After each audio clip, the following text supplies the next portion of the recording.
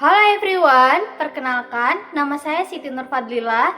Saya dari Prodi Akuntansi A dengan nomor NIM 220210057 di Institut Manajemen Data Indonesia. Pada channel kali ini kita akan membahas mengenai pasar modal. Tahukah kamu apa itu pasar modal? Pada umumnya, pasar modal tidak jauh berbeda dengan pasar tradisional, yang dimana terdapat transaksi jual beli antara pedagang dengan pembeli. Nah, pada pasar modal, pedagang disebut dengan emiten, sedangkan pembeli disebut dengan investor. Pasar modal lah yang mempertemukan emiten atau pihak yang membutuhkan dana dengan investor atau pihak yang menyediakan dana. Nah, sebagai contoh, untuk menjalankan perusahaan dan memperluas jangkauan usaha, tentu membutuhkan dana yang cukup besar, bukan? Nah, dana tersebut diperoleh dari masyarakat investor dengan cara menjual surat-surat berharga perusahaan tersebut. Sehingga pasar modal dapat diartikan sebagai suatu mekanisme yang memungkinkan pertemuan antara penawaran atau emiten dengan permintaan atau investor untuk melakukan jual beli modal. Secara umum, pasar dapat diartikan sebagai bursa, sedangkan modal yang diperjualbelikan disebut dengan efek atau sekuritas. Sehingga pasar modal Indonesia disebut dengan Bursa Efek Indonesia atau BIA. Kemudian, sejarah pasar modal. Sejarah Bursa Efek atau pasar modal Indonesia sudah dimulai sejak zaman penjajahan kolonial Belanda, tepatnya pada tahun 1912, yaitu untuk mengakomodir kepentingan kolonial Belanda yang disebut dengan VOC. Perkembangan pasar modal Indonesia tidak berjalan mulus, karena Indonesia terkena dampak Perang Dunia I dan II. Tahun 1950-an, pemerintah Indonesia mencoba menghidupkan kembali pasar modal. Namun, seiring nasionalisasi perusahaan Belanda, tahun 1958 pasar modal Indonesia mati suri. Tahun 1977, pemerintah Orde Baru mendirikan Bapepam sebagai pelaksana pasar modal dan mencatat saham pertama yaitu saham PT Semen Cibinong pada tahun 1982. Tahun 1989, bursa swasta pertama didirikan di Indonesia, yaitu Bursa Efek Surabaya. Disusul tahun 1992, terjadi swastanisasi Bursa Efek Jakarta yang sebelumnya menjadi bagian dari Bapepam. Tahun 1995, lahir Undang-Undang Nomor 8 tentang Pasar Modal, dan pertama kali melakukan perdagangan elektronik melalui Jakarta Automatic Trading System di bursa yang sebelumnya dilakukan secara manual. Nah, di tahun 2007, Tepatnya di tanggal 30 November 2007, Bursa Efek Jakarta dan Bursa Efek Surabaya resmi bergabung dan berganti nama menjadi BIA, yaitu Bursa Efek Indonesia atau ADX, yaitu Indonesia Stock Exchange, dan mulai beroperasi pada tanggal 1 Desember 2000 hingga saat ini. Kemudian ada juga fungsi dan tujuan pasar modal. Fungsi pasar modal dibagi menjadi dua, fungsi ekonomi dan fungsi keuangan. Sebagai fungsi ekonomi, pasar menyediakan fasilitas yang mempertemukan dua kepentingan, yaitu pihak yang memiliki kelebihan dana atau investor dan pihak yang membutuhkan dana atau emiten. Sebagai fungsi keuangan, pasar modal memberikan kesempatan dan kemungkinan memperoleh imbalan bagi pemiliknya sesuai dengan karakteristik investasi yang dipilih. Berikutnya, tujuan utama pasar modal, yaitu menciptakan mekanisme yang memungkinkan perusahaan mengakses dana dari investor dengan menerbitkan saham, obligasi, dan instrumen keuangan lainnya, sehingga dapat memfasilitasi pertumbuhan ekonomi serta pengembangan bisnis. Berikutnya, yaitu ada juga jenis-jenis pasar modal. Jenis-jenis pasar modal ini dibagi menjadi dua, yaitu pasar perdana dan pasar sekunder. Pasar perdana adalah pasar yang memperdagangkan efek-efek untuk pertama kalinya sebelum dicatat di bursa efek. Mekanismenya adalah yang pertama, penawaran perdana saham atau obligasi kepada investor dilakukan melalui penjamin emisi dan agen penjual. Kedua, investor berminat memesan produk pasar modal dengan cara menghubungi penjamin emisi atau agen penjual. Yang ketiga, investor melakukan pemesanan.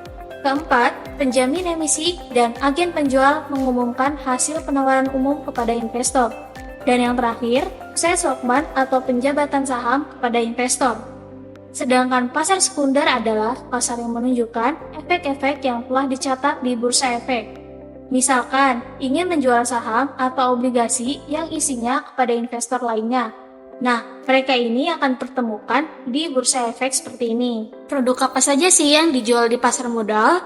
Produk yang pertama yaitu berupa saham, yang kedua obligasi, yang ketiga reksadana, dan yang terakhir yaitu produk dari ketiga turunan produk tersebut. Kemudian ada juga struktur pasar modal. Nah, teman-teman, agar transaksi jual beli di pasar modal berjalan dengan wajar, teratur, dan efisien, maka perlu keterlibatan berbagai pihak. Bursa Efek Indonesia, Clearing Penjaminan Efek Indonesia, dan Kustodian Sentral Efek Indonesia merupakan Self-Regulatory Organization Pasar Modal Indonesia. BEI, KPEI, dan KSEI diawasi oleh Otoritas Jasa Keuangan atau yang dikenal dengan OJK. Pelaku pasar modal sendiri adalah perusahaan efek, lembaga penunjang, profesi penunjang, pemodal atau investor, dan emiten. OJK didirikan dengan tujuan agar seluruh kegiatan di sektor jasa keuangan terselenggarakan secara teratur, adil, transparan, dan akuntabel, guna mewujudkan sistem keuangan yang tumbuh secara berkelanjutan, hingga serta mampu melindungi kepentingan konsumen dan masyarakat. Tugas utama OJK yaitu 1. Melakukan pengaturan dan pengawasan terhadap kegiatan jasa keuangan di sektor perbankan, pasar modal, asuransi, dana pensiun, dan lembaga keuangan, pembiayaan keuangan lainnya yang termasuk ke dalam industri keuangan non-bank dan IKNB. Kedua, memelihara sistem pengaturan dan pengawasan sektor pasar modal yang terintegrasi terhadap keseluruhan kegiatan di sektor jasa keuangan. Di bawah pengawasan OJK terdapat Bursa Efek Indonesia atau BEI sebagai satu-satunya penyelenggara perdagangan efek di Indonesia, didirikan dengan tujuan agar perdagangan efek di pasar modal Indonesia berjalan dengan teratur, wajar, dan efisien. BEI wajib menetapkan peraturan mengenai pencatatan perdagangan dan keanggotaan. Nah, serta bersama-sama dengan OJK mengembangkan pasar modal secara umum dengan Dewan Syariah Nasional Ulama Indonesia atau MUI mengembangkan pasar modal syariah Indonesia. Dalam pasar modal dan OJK terdapat dua kebijakan mikroprudensial dan makroprudensial. Kita ilustrasikan dalam kehidupan sehari-hari. Kalau misalkan mikroprudensial, contohnya seperti kita mengawasi pohon secara individu, yaitu fokus kepada individu. Namun, kalau misalkan makroprudensial, seperti kita mengawasi hutannya, jadi kita mengawasi keseluruhannya. Di kesimpulannya, kebijakan mikroprudensial itu fokus kepada kesehatan bank atau industri jasa keuangan non-bank, yaitu fokus kepada individunya. Nah, kalau kebijakan makroprudensial itu fokus kepada mengawasi sistem keuangan secara keseluruhan supaya tidak terjadi krisis. Setelah kita mengetahui pasar modal, OJK, dan kebijakannya, setelah ini, memberikan penjelasan langkah-langkah dalam membuat akun di PT Sekuritas. Kali ini saya akan menggunakan aplikasi Ajaib. Berikut adalah cara melakukan proses KYC atau pembukaan akun saham di aplikasi Ajaib. Buka aplikasi Ajaib. Pada tampilan utama, jika kamu belum pernah melakukan investasi di Ajaib sebelumnya, klik daftar. Selanjutnya, isi data diri seperti nomor ponsel, email, serta password. Dan masukkan kode referral jika kamu memilikinya. Lalu, klik daftar. Cek akun email yang kamu daftarkan dan lakukan verifikasi.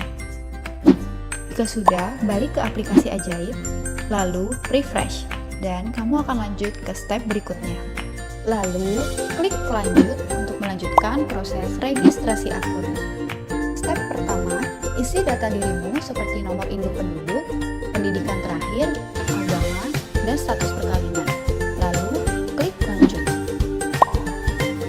Step kedua, lengkapi dokumen seperti foto KTP dan isi nomor rekening.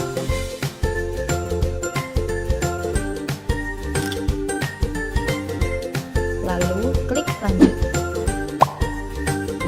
Step ketiga, lengkapi profil resiko investasimu, lalu klik lanjut. Step keempat, lengkapi alamat kantormu secara lengkap. Jika kamu merupakan pekerja dari rumah, isi bagian berikut ini ya. Lalu, klik lanjut. Step kelima, rekam dirimu melalui video dengan mengucapkan kalimat yang sudah tersedia di layar handphonemu. Saya Rahmawati Karnini, saya mau investasi saham di Ajaib. kamu sudah hampir selesai. Step terakhir, kamu diharuskan membaca syarat dan ketentuan yang ada, lalu klik setuju jika kamu sudah membacanya dengan seksama. Proses pembukaan akun sahammu sudah selesai dilakukan. Jika kamu sudah pernah investasi reksadana sebelumnya di aplikasi Ajaib, kamu bisa pilih buka akun saham di halaman utama aplikasinya. Mudah banget kan? Kamu tidak perlu mengisi formulir dan bertemu dengan agen, karena semua prosesnya dilakukan secara online. I'm an icon, man. And my girl about a 10. I should fuck her in a bed.